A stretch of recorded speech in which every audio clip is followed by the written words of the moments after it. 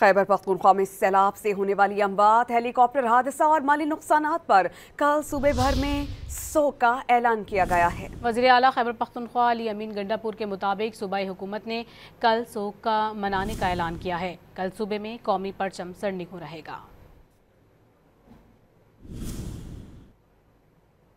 आपको बता रहे हैं इस खबर से मुताल्लिक कि कल कौमी परचम सरनिगू रहेगा। वज़ीर आला केपी की जानिब से कल सोग का ऐलान किया गया है। सूबे भर में कल सोग मनाया जाएगा।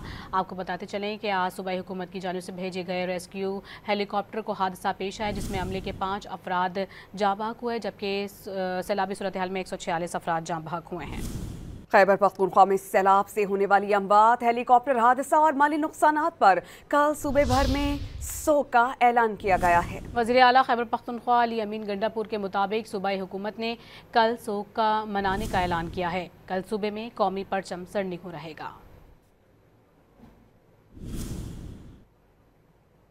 आपको बता रहे हैं इस खबर से मुताल्लिक कि कल कौमी परचम सरनिगू रहेगा। वज़ीर आला केपी की जानिब से कल सोग का ऐलान किया गया है। सूबे भर में कल सोग मनाया जाएगा। आपको बताते चलें कि आज सूबाई हुकूमत की जानिब से भेजे गए रेस्क्यू हेलीकॉप्टर को हादसा पेश आया, जिसमें अमले के 5 अफराद जाँ बहक हुए, जबकि सैलाबी सूरत हाल में 146 अफराद जाँ बहक हुए हैं।